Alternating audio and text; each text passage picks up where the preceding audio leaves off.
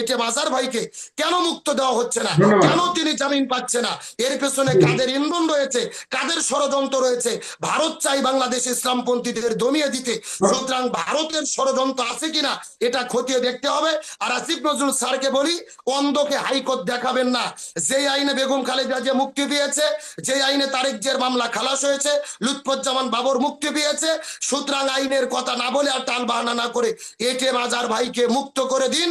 অথবা যদি আপনি আইনগতভাবে করতে না পারেন, আপনি পদত্যাগ করুন আপনার ব্যর্থতার দায় ভার নিয়ে। আজকে যে আমরা নির্বাচন বলছি, আজকে যদি আমাদের জামাত ইসলামের কথা বলি, 1 মাস পরেই যদি নির্বাচন হয়, জামাত ইসলামের তো এখনো নিবন্ধনই দেওয়া হয় নাই, তাদের প্রতীক দাঁড়িপাল্লাই দেওয়া হয় নাই, তাহলে তারা কি নিয়ে নির্বাচন করবে? এতদিন পর্যন্ত কি করলেন?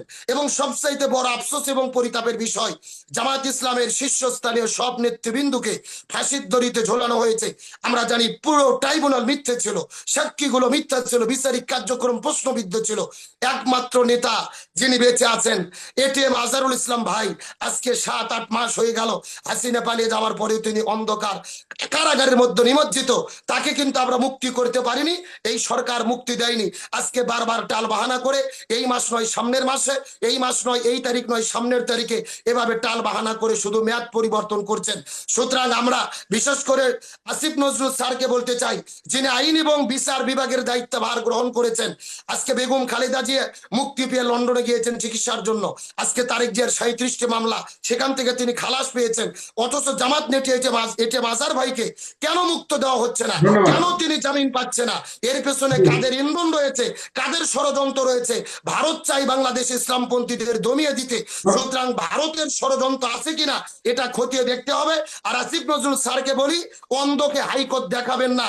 যে আইনে বেগম খালেদা জিয়া মুক্তি পেয়েছে, যে আইনে তারেক জিয়ার মামলা খালাস হয়েছে, লুৎফুজ্জামান বাবর মুক্তি পেয়েছে, সুতরাং আইনের কথা না বলে আর টাল বাহানা না করে এটিএম আজহার ভাইকে মুক্ত করে দিন। অথবা যদি আপনি আইনগতভাবে করতে না পারেন, আপনি পদত্যাগ করুন আপনার ব্যর্থতার দায় ভার নিয়ে। আজকে প্রত্যেক জেলায় জেলায় হাজার হাজার ধন্যবাদ। মামলা ঝুলে ধন্যবাদ। আছে, ধন্যবাদ। এখন পর্যন্ত মামলাগুলোর সুরাহা ধন্যবাদ। হয়নি। সুতরাং আমি এখানে শেষ কথা বলি, আসিফ ধন্যবাদ। নজরুলকে ধন্যবাদ। বলতে চাই, আপনি হয়ে গেছে আইনগত রাত সমস্যা নাই। দেখানোর চেষ্টা করবেন না। জি জি। ভাই, আমি একটি কথা বলে শেষ করি, যে একজন মাজলুম ব্যক্তি যদি জেলে বন্দী থাকে, এর জবাবদিহিতা কিন্তু তামাম দেশের 18 কোটি জনগণের। আমি শুধু জামাতের লোক বা বিএনপির লোক থেকে বলবো না, আমরা চাই বাংলাদেশ নতুন করে স্বাধীন হয়েছে, নিরপরাধের একটা মানুষ 1 ঘন্টার জন্য যেন ভেতরে না থাকে, তাদেরকে যেন মুক্ত করে দেওয়া হয়, এটাই আমার দাবি। আমি মনে করি তিনি এক কথার মানুষ, এবং তিনি যে কথা দিয়েছেন সে কথা তিনি রাখবেন, এটা আমার পার্সোনাল বিশ্বাস। তিনি বলেছেন যে এই বছরের ডিসেম্বর থেকে সামনের বছর জুন মাসের মধ্যেও তিনি নির্বাচন দিতে চেয়েছেন, চাচ্ছেন, বারবার কিন্তু একই কথা তিনি বলছেন।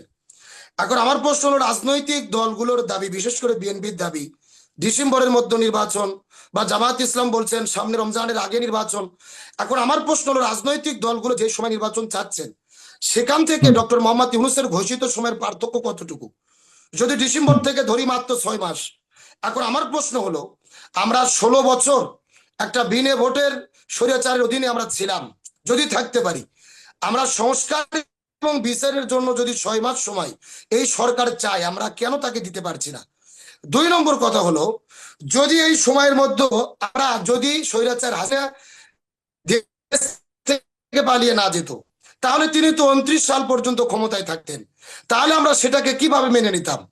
আজকে আমরা তাকে যদি 29 বা 41 সাল বা বিগত 16 বছর মেনে নিতে পারি, তাহলে এই সরকারকে ন্যূনতম সংস্কার এবং বিচার কার্য সম্পাদন করার জন্য তিনি সময় কিন্তু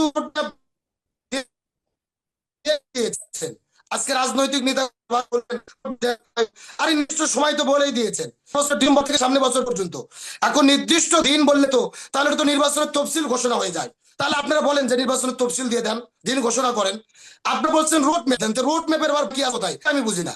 ওনারা তো পরিষ্কার বলছেন যে এই বছরের ডিসেম্বর থেকে সামনে বছর জুনের মধ্যে, তাহলে এটাই তো একটা যে জুন পার হবে না, এর ভেতরেই তারা নির্বাচন দেবেন।